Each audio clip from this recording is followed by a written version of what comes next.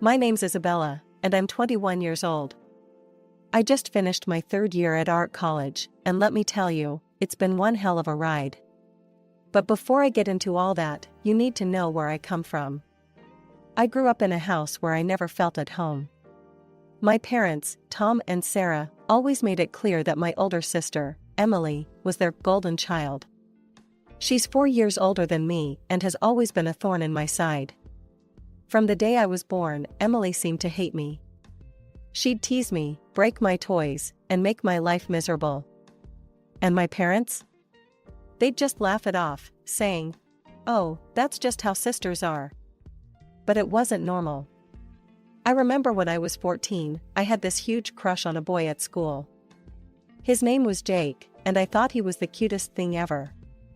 I'd spend hours drawing portraits of him in secret, hiding them under my mattress where I thought no one would find them. But Emily found them. And you know what she did? She pinned them up on the school bulletin board for everyone to see. I still remember walking into school that day. The laughter, the pointing, the whispers.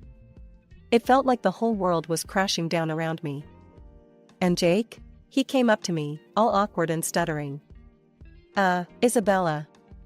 I saw the drawings. Look, you're nice and all, but I don't like you that way. I ran home crying that day. My parents were in the kitchen when I burst through the door, tears streaming down my face. Mom, Dad, Emily humiliated me at school. She found my private drawings in. But before I could finish, Emily waltzed in, a smug grin on her face. "Oh, come on, Izzy," she said, using the nickname I hated. "It was just a bit of fun. Not my fault you can't take a joke." And you know what my parents did? They laughed. They actually laughed. "Sweetie," my mom said, wiping tears of mirth from her eyes, "you really need to toughen up. It's not Emily's fault you're such a crybaby." That's why, when I got accepted into art college, I was over the moon. It was my ticket out of that house, away from the constant mockery and belittlement. My grandmother was the only one who ever showed me any real love. She was the one who encouraged my art, who told me I had talent. When I got accepted, she insisted on paying for my tuition. "Isabella," she said, her eyes twinkling, "you've got a gift. Don't let anyone tell you otherwise. I'll make sure you get the education you deserve." For 3 years, she paid for everything. My tuition, my supplies, even some extra for living expenses.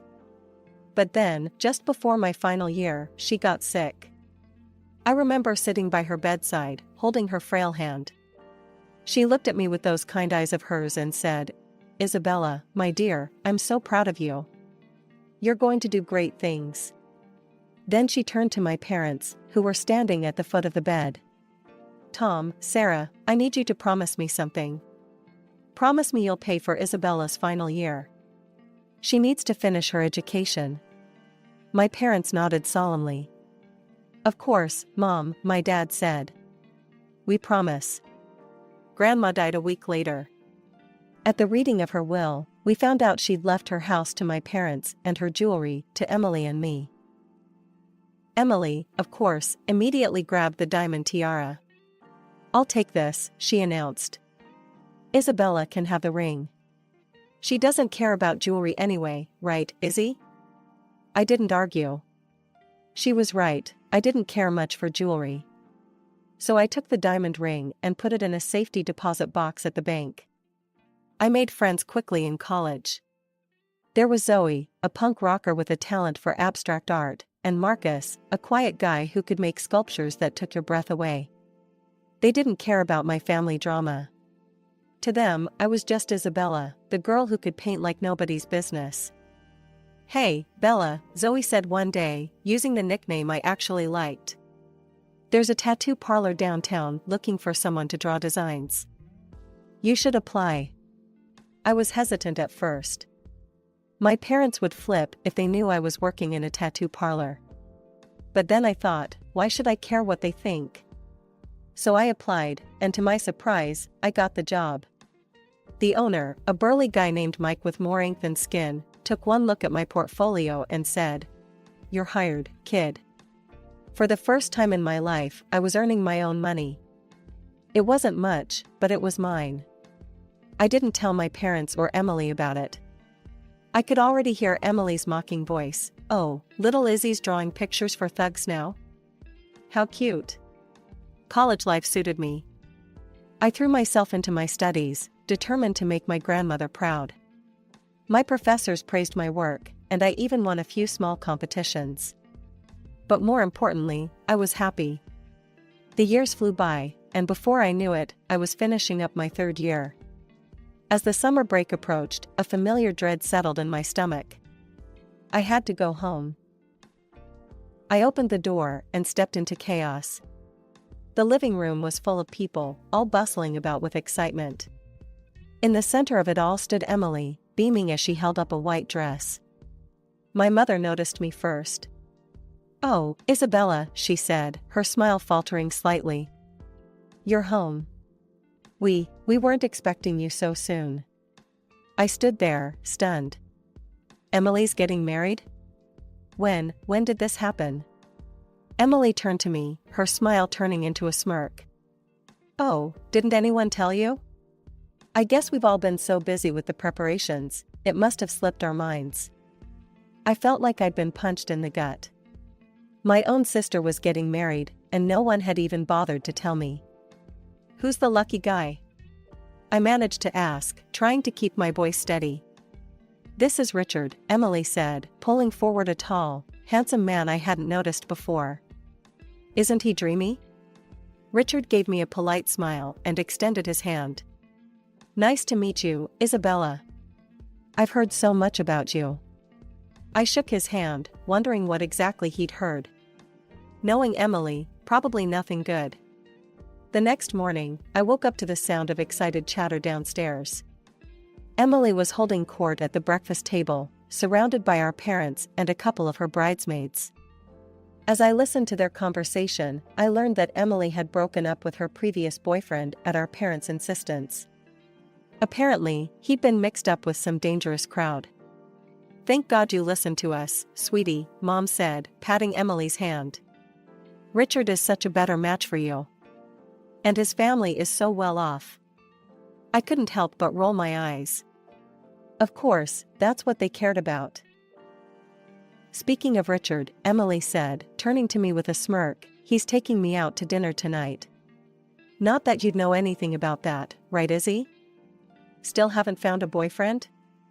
They all laughed, and I gripped my coffee mug tighter, willing myself not to cry. Some things never change. As the days passed, I tried to stay out of everyone's way. I spent most of my time in my room, sketching and counting down the days until I could leave. But one evening, I couldn't avoid the family dinner. We were all seated around the table when Emily dropped her bombshell. "I've decided to wear Grandma's tiara for the wedding," she announced. "It'll look perfect with my dress." "Oh, that's a wonderful idea," Mom exclaimed. Emily wasn't done. "But you know what would make it even better? If I had a matching piece to go with it. Like, oh, I don't know, a ring?" I froze, my fork halfway to my mouth. I knew exactly where this was going. Mom's eyes lit up. "Oh, that's right. Isabella, didn't Grandma leave you a ring?" I nodded slowly, a sick feeling growing in my stomach. "Well, there you go," Emily said, clapping her hands together. "Izzy, you'll let me borrow the ring for the wedding, won't you?" I put down my fork. "Borrow? For how long?" Emily laughed, a sound that sent chills down my spine. "Oh, silly Izzy. I mean, you'll give it to me. For keeps." But Grandma left that to me," I protested weakly. "Come on, Isabella," Dad said, his voice stern. "Don't be selfish. It's your sister's wedding day." I looked around the table, hoping to see someone, anyone, on my side. But all I saw were expectant faces, waiting for me to give in. Like always. "Isabella," Dad said, his voice cold. "Either you give the ring to your sister, or we won't pay for your final year of college." The room fell silent. I couldn't believe what I was hearing. But But you promised Grandma, I whispered, tears welling up in my eyes. Emily let out a harsh laugh. Oh, please. No one cares about promises made to some half-witted old woman. I stood up so fast, my chair fell over. How dare you talk about Grandma like that? I shouted. That's enough, Dad roared. Isabella, you have a choice to make. The ring or your education. Decide. I looked at their faces, Dad's anger, Mom's disappointment, Emily's smug satisfaction. In that moment, I knew I had lost. Again. With shaking hands, I took off the necklace where I kept the key to my safety deposit box.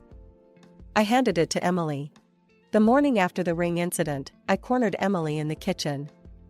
When exactly is your wedding? I asked, trying to keep my voice steady.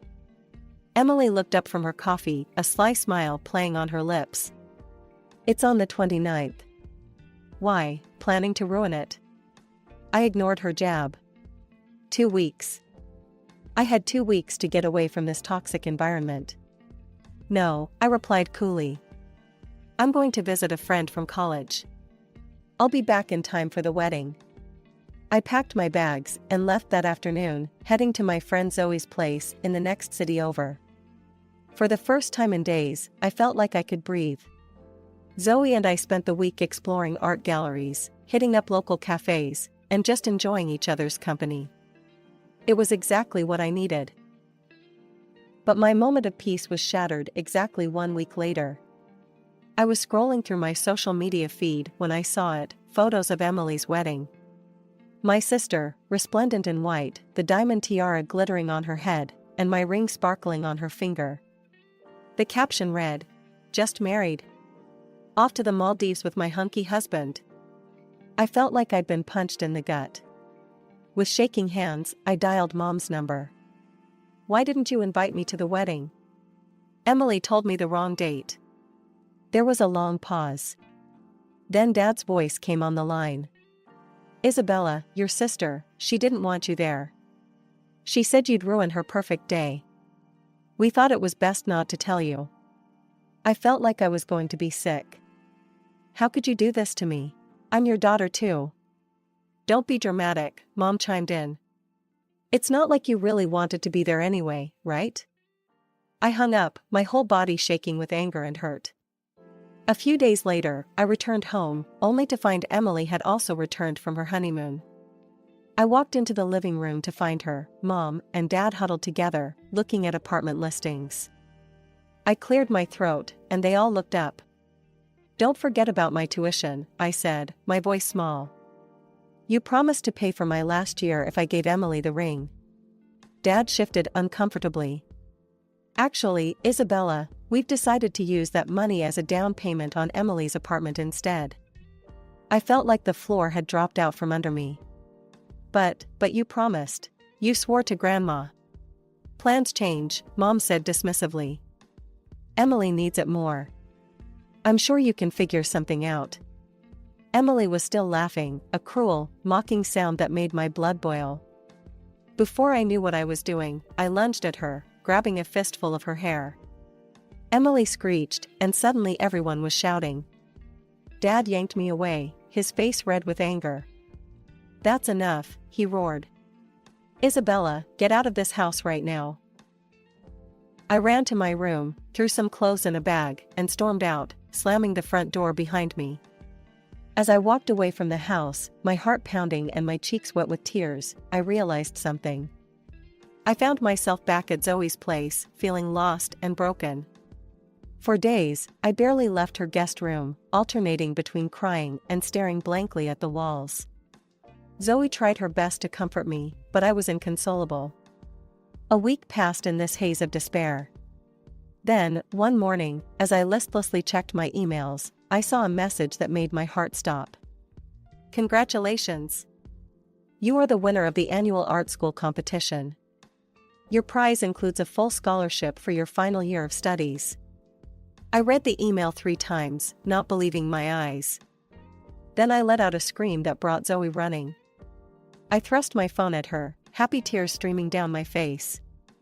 I won. I won a scholarship. I can finish school. Zoe's eyes widened as she read the email, then she pulled me into a bone-crushing hug. "Oh my God, Bella. This is amazing." For the first time in weeks, I felt a glimmer of hope. I could finish my degree without my parents' help. I could make my own way. When the new semester started, I threw myself into my studies with renewed vigor. Between my classes and my part-time job at the tattoo parlor, I barely had time to think about my family drama. Months passed, and I slowly started to heal. One day, I was hanging out with my classmate, Jake, who worked part-time at a local pawn shop. We were chatting about our day when he mentioned something that caught my attention. "You won't believe what happened during my shift today," he said. "This girl came in with the most beautiful diamond necklace and ring I've ever seen. Must have been worth a fortune." My heart skipped a beat. "What did she look like?" I asked, trying to keep my voice casual. Jake described a woman who sounded exactly like Emily. "Can you draw the jewelry for me?" I asked, my hands shaking slightly. Jake looked confused, but complied. As I watched him sketch, my suspicions were confirmed. The necklace was the one Emily had always bragged about, and the ring, it was my grandmother's ring. "Jake," I said, my mouth dry, "is there any way you could get me the security footage from the pawn shop?" Jake must have seen the desperation in my eyes because he finally nodded. "Okay, I'll see what I can do." A few days later, Jake handed me a USB drive. "Here," he said. "But you didn't get this from me, okay?" I nodded gratefully and rushed back to my dorm room. With trembling hands, I plugged in the drive and opened the video file. There was Emily, clear as day, handing over the jewelry. But what made my jaw drop was what happened next. As she turned to leave, a man entered the frame. Emily threw her arms around him, kissing him passionately. It wasn't Richard. I leaned closer to the screen, my heart pounding. As the man turned slightly, I gasped. I recognized him. It was Emily's ex-boyfriend, the one our parents had made her break up with because of his criminal connections. I sat back, my mind reeling. Emily had pawned her precious jewelry, including my grandmother's ring, and was apparently cheating on her husband with her criminal ex-boyfriend. Part of me wanted to immediately send this video to my parents, to Richard, to everyone who had ever believed Emily's lies. But another part of me hesitated. This was big. Too big to act on impulsively. Months passed, and I thought I'd put my family drama behind me. Then, out of the blue, my phone rang. It was my Aunt Lisa, my mom's sister. "Isabella, darling, I have wonderful news," she chirped, her voice bubbling with excitement.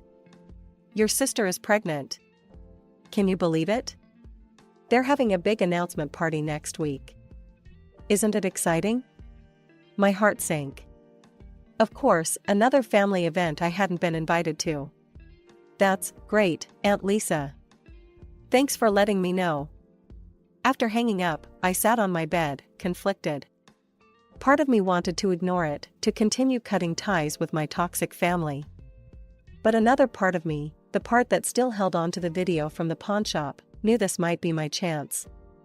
A week later, I found myself standing outside my parents' house.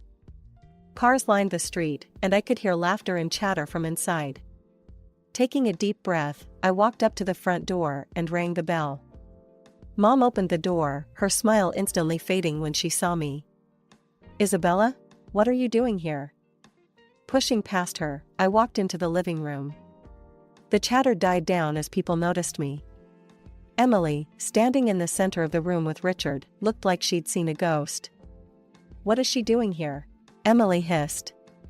Dad's voice boomed through the room. "Isabella, get out of this house immediately. You're not welcome here." Confused murmurs rippled through the guests. I saw Richard's parents exchange worried glances. Mom, always one for saving face, plastered on a fake smile. "I'm so sorry, everyone. We've had to distance ourselves from Isabella. She's become quite greedy and unworthy of our family name." The room erupted into arguments. Some relatives defended me, while others sided with my parents. I raised my voice. "I have something to say." Gradually, the room quieted down. All eyes were on me. I turned to Emily. "Congratulations on your pregnancy, sis.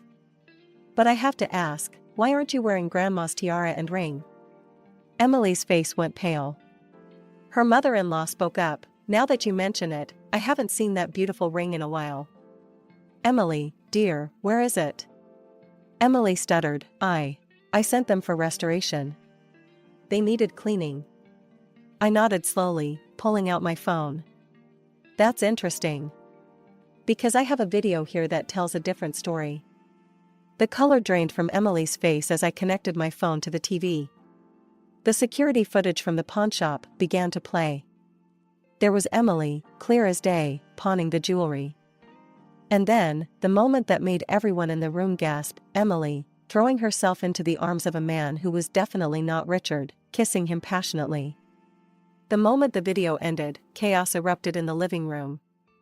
Richard's face contorted with rage and pain as he turned to Emily. "Emily, what is this? Who is that man?" he shouted, his voice cracking. Emily burst into tears, mascara streaming down her face. I can explain." Richard's mother stepped forward, her voice ice cold. "I think we all deserve an explanation, Emily." Richard's father, a stern-looking man, spoke up. "I think we need a paternity test." Immediately. As accusations flew and tempers flared, I quietly slipped out of the house. I had done what I came to do. The truth was out, and for the first time in years, I felt a weight lift off my shoulders. Over the next few weeks, the full extent of Emily's deception came to light. Through the family grapevine, I learned that she had been secretly meeting her ex-boyfriend, the one with criminal connections, behind Richard's back. She had been spending Richard's money on him and even pawned her jewelry to pay off his debts. The paternity test results were the final nail in the coffin. The baby wasn't Richard's, it was her ex-boyfriend's. Richard, understandably devastated, filed for divorce. He sued Emily for a substantial sum, citing emotional damages and financial fraud. Her ex-boyfriend, upon learning of the pregnancy, vanished without a trace, leaving Emily to face the consequences alone. My parents, who had always put Emily on a pedestal, were forced to face the harsh reality of her actions. They had to take out a significant loan to help Emily pay the compensation Richard demanded. Their golden child had fallen from grace, and they were left to pick up the pieces. In a twisted turn of events, they tried to blame me for everything. Mom left a voicemail on my phone, her voice bitter and accusing. "Are you happy now, Isabella? You've ruined your sister's life. I hope you're proud of yourself." I deleted the message without responding. Their words no longer had the power to hurt me. As for me, I returned to college, threw myself into my studies, and focused on building the life I wanted. I cut off all communication with my family, changing my phone number and email address. The toxic cycle was finally broken. It's been 2 years since that fateful day when I exposed Emily's lies. I graduated from art college with honors, my final project earning praise from both professors and local art critics. Now, at 23, I'm working at the Harmony Art Gallery in the city. It's a dream come true, surrounded by beautiful artwork every day, helping to curate exhibitions, and even organizing events for up-and-coming artists. But that's not all. I've been painting in my free time, and to my surprise and delight, my work has caught the eye of several collectors. I haven't forgotten my roots, though. I still create tattoo sketches in my spare time. It's become a cherished hobby, a link to the past that reminds me of how far I've come. Some of my designs have even been featured in tattoo magazines, which never fails to make me smile. As for my family, well, that's a complicated story. I've maintained relationships with a few aunts and cousins who stood by me during the fallout. They keep me updated on the family drama, though I try not to let it affect me anymore. From what I hear, Emily is still living with our parents. She's unemployed, struggling to raise her child alone. Mom and Dad, facing financial troubles of their own, are constantly pressuring her to find a job and move out. The arguments are frequent and bitter, I'm told. I haven't spoken to my parents or Emily since that day. They tried reaching out a few times in the beginning, guilt-tripping messages, angry voicemails, but I stood firm in my decision to cut ties. Eventually, they stopped trying.